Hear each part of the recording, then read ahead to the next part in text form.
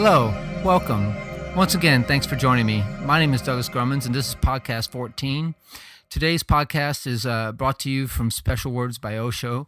I'm reading Osho's book right now called Innocence, Knowledge, and Wonder. Innocence, Knowledge, and Wonder.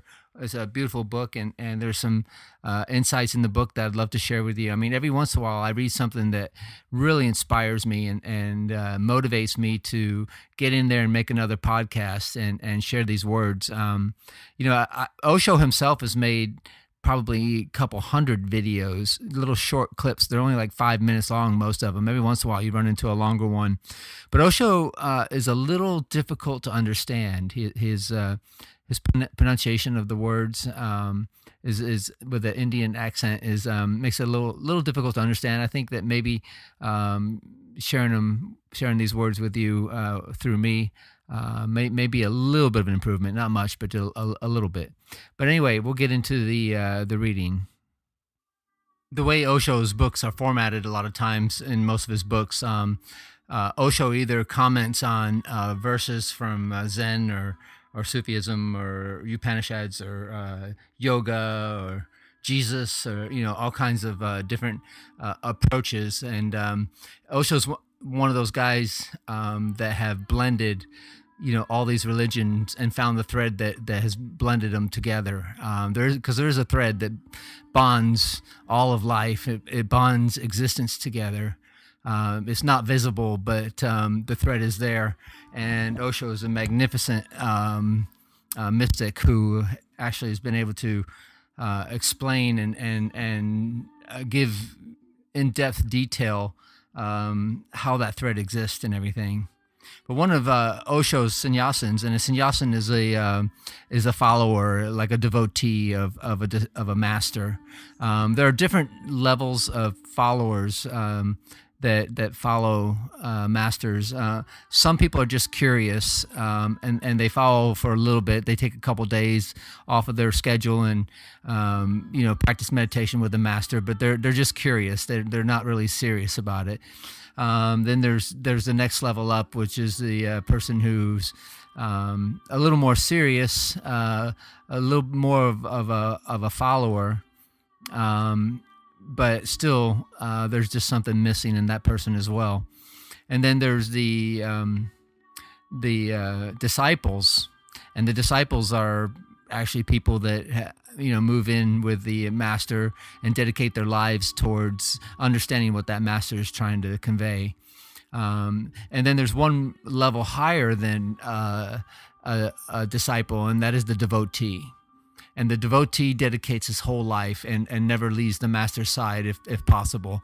But he's so in love with the master that a relationship occurs that's rare in this world, and it's a beautiful relationship. It's a very deep, in-depth, emotional relationship between two people.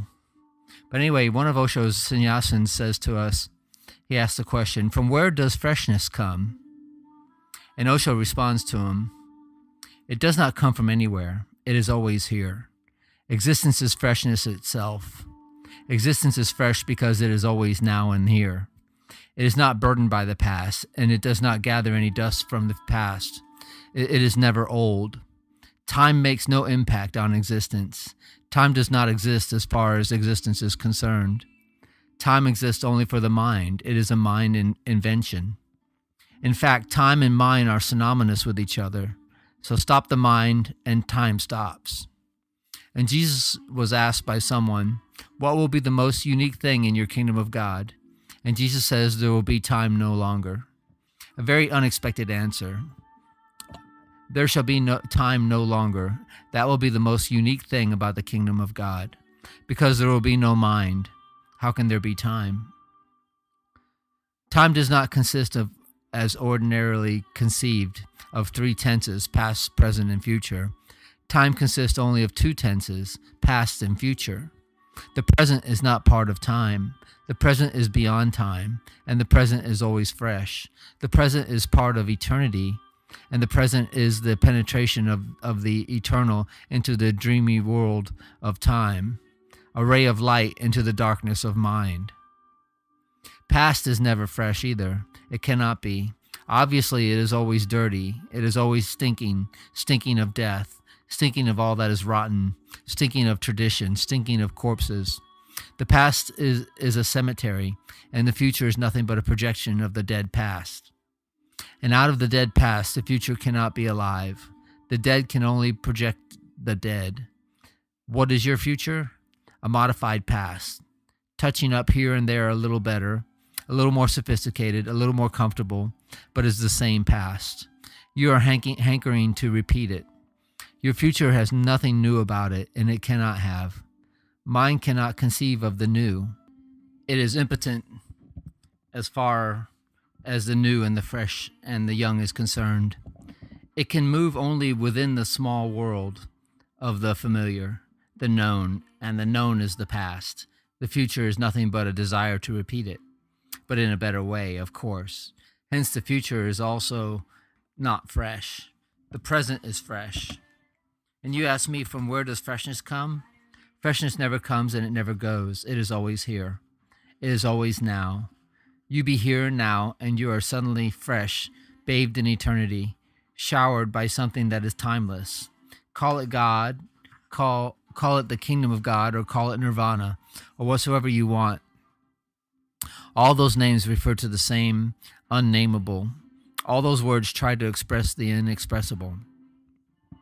But just put the human mind aside. And by that I mean put the past aside and the future, and look this very moment. And the whole of heaven descends upon you. And then you are overwhelmed. The birds are singing, and the songs and their songs are fresh. They are not repeating the old songs. They have no idea of yesterday's, and they are not singing for the future. They are not rehearsing for tomorrows. The trees are fresh. All is fresh except for man. So don't ask, from where does freshness come? Ask, from where does this dullness come? This staleness, this deadness? Because the deadness comes and goes. Freshness is always there. It is the very nature of existence. It is God's presence. And meditation is nothing but a way, a method to connect you with the eternal, to take you beyond time, beyond that which is born and dies, and to take you beyond all the boundaries, to take you to the inconceivable and the unknowable. And it is not far away. It is as close as it can be. Even to say that it is close is not right, because it is exactly your very being. It is you. Freshness is your soul. Your mind is boring, utterly boring, so get out of the mind. At least for a few moments every day, put the mind aside. Be utterly nude of the mind, and then you will know it is welling up within you. The freshness you are asking about, from where does it come? It comes from the deepest core of your being. And it does not really come. Suddenly you find it has always been the case. It has always been there, like an undercurrent, an underground hidden behind many, many layers of memories, dreams, and desires. And Buddha says, be desireless and know. Be desireless and you will reach to the realm that is beyond birth and death, and you will enter into the unbounded. But why is man not going into his own being, which is so close? He's ready to go to the moon. He's ready to go anywhere. He is ready to go to the stars, but not into his own being. Why? There must be some deep reason behind it. And the reason is that to go within yourself, you will have to lose yourself. And one is afraid of losing oneself.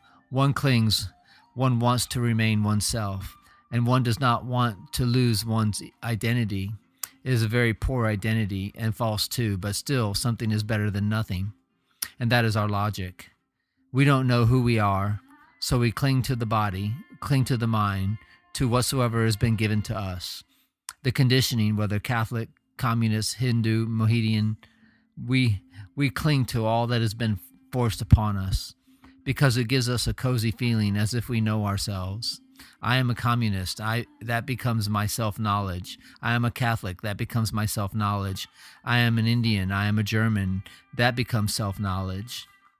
And you are neither communist, Catholic, neither Indian or German. Your consciousness cannot be confined to such stupid labels. Your consciousness is so infinite, and it cannot be contained in any word. It is as vast as the sky itself, but you are afraid to go into that vastness. That vastness appears like emptiness, a void, and one clings to one's own small, arbitrary identity, hence the fear of going into oneself. Buddha says, know thyself. Socrates says, know thyself. They all say, know thyself. And the awakened ones have only one message, and that is to know thyself. We listen and yet we don't listen. We go on moving on the same rotten tracks. We go on living in the same old miserable way. And the reason is that the old miserable way has one thing to give to you, the ego. And if you go in, you will have to pay a price. You'll have to pay the price. The price is that you will have to lose your ego. I'm going to step out of the book for a second because it reminded me of something I wanted to mention. I recently watched a video. It was about an hour-long video, very beautifully put together video. And it was entitled Samadhi. And the narrator and the producers of the film said a lot of beautiful, deep, meaningful things, but I could tell that I don't believe they really have experienced true samadhi. They know about its essence, they know about its presence, but samadhi is to be described. It's really indescribable. But we can give you clues. We can give you clues to the identity of what it is, and samadhi is really like if a drop of water falls through the air and lands in the ocean, and that drop of water blends into the ocean, and the ocean blends into that drop of water, and then magically, mysteriously, the drop of water reemerges from the ocean, the exact same drop of water, and becomes an identity again. So it was the identity of itself. It had a self before you enter into samadhi, and samadhi's entered in a very deep state of meditation. I mean, there are 3 levels of samadhi, and the 3 levels go deeper and deeper, and you disappear more and more. It's just that you disappear into a different dimension in every level of samadhi. So this disappearance and then coming back is so beautiful. Because when you experience the whole ocean, when you experience this oneness with everything in deep meditation, where you lose yourself and you actually disappear, then at that moment you come back and you come out. When you come out of samadhi, you return to your body, you return to your essence, and you are soaked with bliss. You are soaked with godliness. With God's essence is all about you, all through you. I've had sessions of samadhi where I was so drenched in bliss that I couldn't get off the floor of my meditation room. A lot of times I meditate lying down, and I go into these deep states of meditation. And sometimes it takes me between 15 to 20 minutes to get into it. And another thing to be said about samadhi and meditation in general is that it's a trick that you teach yourself to let go. Just like falling asleep at night. When you fall asleep at night, a part of your consciousness has to let go, or else unconsciousness will never come. Well, in samadhi, it's very close to that, but there's a subtle difference in that. In the disappearance, your body could fall asleep, and sometimes it does, but you disappear before this happens, and you stay in this state of meditation as long as you can. Some people have been known to stay into samadhi for very long periods of time. I would recommend, trying to get into it and feel the deepest states of meditation. You'll start to feel these energy shifts, and then you'll feel yourself, slipping away and dissolving into existence. But never be afraid of it. It is a beautiful experience. It's a beautiful joy. It's a oneness with everything, and you'll feel this interconnectedness that Lao Tzu talks about. You'll feel the nirvana that Buddha talks about, and you'll feel the logos that Jesus talks about, the essence the understanding of existence and life. And in that moment, you kind of have an understanding of why you're here and what your purpose was in this life. It was to return and return to oneness before you passed away. Because I mean, maybe when you pass away, you'll feel that oneness again, but you lose a great opportunity if you don't spend your life, meditating and trying to attain these depths, these beautiful depths of life. And as I said, it is a knack. It's a trick that you do to yourself in meditation. And it takes a little practice. Yeah, it takes a little time. It doesn't happen overnight, although it could. It depends on the individual. But it is a knack. It's a magical trick, like riding a bicycle. Once you know it, once you know how to do it, it becomes second nature. And then you can get into samadhi. First you get into meditation and you still your mind, and you still your mind by just watching the thoughts, just sitting back and being a watcher and letting the show happen in front of you. So it's like a stage, and your mind is a stage, and you're just merely somebody watching a play. And you just watch these thoughts, and you don't add to them. You just let it flow. Just let it go. Just simply sit back and watch. And after a few minutes, that they'll settle down, and then there'll be moments of silence. And then between those moments of silence, you'll have more thoughts, but it's okay. Let them come and go. But every moment you have of silence fills you with bliss. It fills you with joy. It fills you with happiness, and that's why meditators are such happy, silent, people. It becomes their nature after a while, and you bring meditation into everything that you do. You bring meditation into working and into mowing the yard or doing the dishes or sweeping the floor. Everything becomes a meditation after a while. And that's what Zen is for the most part, is active meditations. But anyway, I want to discuss just a few more things in the book. I'm going to skip over a few pages. That was my 2 cents on samadhi and meditation. But I wanted to share this with you. We still have a few minutes left. So one of Osho's sannyasins asked him, are all words lies? Again, are all words lies? And Lao Tzu was one to say that truth cannot be told. It has to be experienced. But Osho says to us that truth is an experience so profound that it is inexpressible, so vast that no word can contain it. And words are small things. They have a certain utility, but they have limitations. And truth has no limitations. It is vaster than the sky. And truth means the whole existence. When you disappear into the whole, you know it. Saying that you know it is not accurate. Rather, you feel it. Or even to be more accurate, you become it. And when you have become the whole, it is impossible to say it. And truths need to be said. They have an intrinsic quality that they have to be shared. Hence, words are only hypothetical. They can be used, but one should not believe in them. They should be used as stepping stones, and ultimately they are all lies. At the most, approximate reflections. But a reflection is a lie.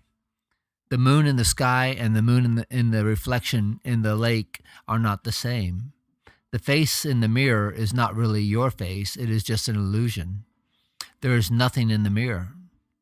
But small children become very much concerned about the face in the mirror, their own face. When for the first time a small child is put before a mirror, he thinks that he is seeing somebody sitting in front of him. He tries to catch hold of the child, but if he cannot, and he cannot catch hold, he tries to go behind the mirror. Maybe the child is hiding behind the mirror. And this is the situation of all people who believe in words. But in a way, the mirror is useful. By saying that the reflection is a lie, I am not saying that it is not of no use. If you understand it says something about the truth, not the truth itself, it indicates. A finger pointing to the moon is not the moon, but it has tremendous utility. And it can point to the moon. If you become too obsessed with the finger, that is your fault, not the fault of the finger. If you forget the finger and you have to forget it, you will want to see the moon. Then the finger has served its purpose. Even lies can help you reach to the truth. Otherwise, Buddhas would not have spoken at all.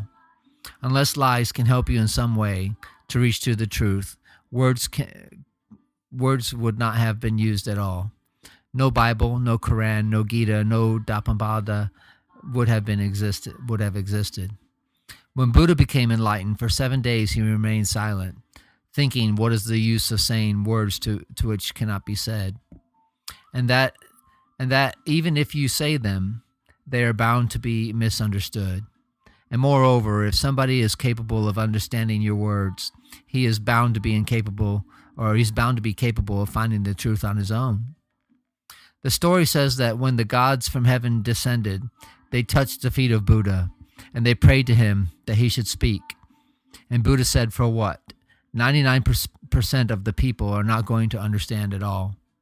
And the 1% perhaps may be able to understand, but that 1% who can understand through words will be able to find the truth, even if I don't say anything about it at all. So what is the point of saying it? Buddha said. And the gods were puzzled. The logic was right, but still something was wrong, because in the ancient days, other Buddhas had spoken. Then they conferred together to find out how to argue with Buddha, and they found a way. And it is good that they could find a way. Otherwise, we would have missed all the tremendously significant messages of Buddha. They came back and said, you are right. The majority will never understand, and there are a few people who will reach to truth even if you don't say anything. But can't you imagine that there are a few who are in between those two groups, and just on the boundary line? If you speak, that will be giving them a challenge, an inspiration. If you don't speak, they may be lost. Speak for those few who are just on the borderland, who can be lost without your words, and who can find the light with the help of your words. And you are right. All words are lies, because when you experience, you cannot put it into words. How to put love into words? And love is not a very rare experience. Happens to a lot of people. How about how to put beauty into words? Has any poet succeeded yet? Only the fools think that they have succeeded. The greater the poet, the more he is aware of his failure. Has any painter been able to paint the beauty that he experiences? No great painter is ever satisfied. A tremendous discontent follows him his whole life, like a shadow. It haunts him. He goes on trying again and again and again. His whole life is a long failure, a tragedy. His great paintings are great for us, but he knows that he has failed. They are great for us because we do not know what beauty is. If these great paintings had not been there, he would not have been aware of many things, or we would not have been aware of many things. And it is said that if all the paintings of the world disappear, you will not be able to see the beauty of a sunset. You will not be able to see the beauty of a rose flower, and you will not be able to see the beauty of a bird on the wing. You have become able to see it because painters for centuries have been preparing the right content for you to see. But ask the painters themselves. Ask a Van Gogh or Rabindranath Tagore or Nehandro Bose or Leonardo da Vinci or any of the great painters, and they will all say that they have failed. What they had seen was something totally different. It was so alive, so pulsating. And the painting is dead. It is nothing but canvas and color. How can you put a sunset on the canvas? It will be a still life. And the sunset, a real sunset, is dynamic. It is moving. It is moment to moment changing. And your painting will be just a framed phenomenon. And the sunset has no frame around it. How can you sing a song that relates to your experience of love? It is impossible. All words are inadequate. So first, when you try to express your experience, 99% of it is lost. And when somebody hears it, the remaining 10% is distorted. Even if 1% reaches to the other person, then it's more than you can ask. So when I say something to you, I know how much is already lost. When I see it in your eyes, I again know that whatever was left in the word has been distorted by your mind. And your mind is continuously trying to only allow that which fits with it. It does not allow that which goes against it. It does not hear it at all. And it hears only that which is nothing but a reflection of its own past. Anyway, I guess we'll stop the reading of Osho's there, because how it relates to what I was talking about samadhi is there are people that can talk about samadhi, but beware if they don't or cannot entice you into joining in the experience, then they're misleading you. A lot of beautiful things can be said about God, but if they're inaccurate, if they're not accurately describing God, and like Osho says, words cannot describe God. It can't even describe love or beauty or any of the delicate things in life that we can see or hear. But anyway, I guess I want to say thanks again once for joining me. And as Osho said, and I kind of confer as well, is that you may have listened to this podcast, but were you listening with one mind or two minds? Were you dedicatedly devoted to understanding the words that I said, or did you add your own words as I was talking? And then there were two people talking, yourself and myself, and then there may have been three people, because there may have been another person or other thoughts, or something going on outside your life. So I challenge you to become single-pointed, have a single point of attention, and that's the next step to go into meditation. Narrow your thoughts down, narrow your mind down to one thought, and then just like jumping off of a springboard into the pool, you just dive in and disappear.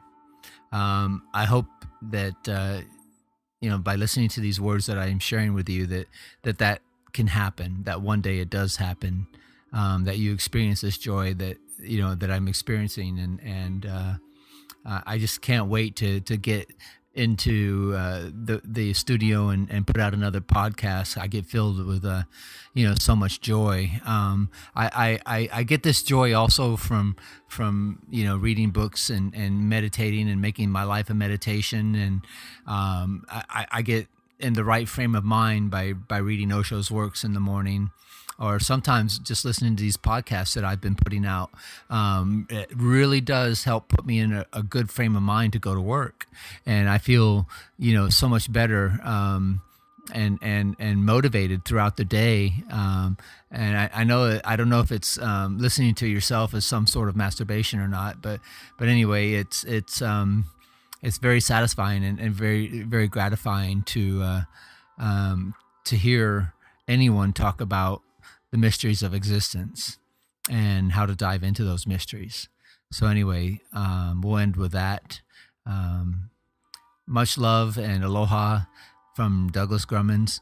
I'll make one more statement and say that I have done the 1-800 number, and I don't know if you'd like to call me or talk to me and share some of your insights. I'd love to hear from anybody that could deepen my understanding or let me share my love with you personally. And we could share a moment of communion together. And that's even more special than just talking to someone. You experience a moment with a meditator who goes into deep states of meditation can change your life. Anyway, once again, thanks for joining me. My name is Douglas Grummons. Stay tuned for another podcast. We'll put it out real soon. Take care now.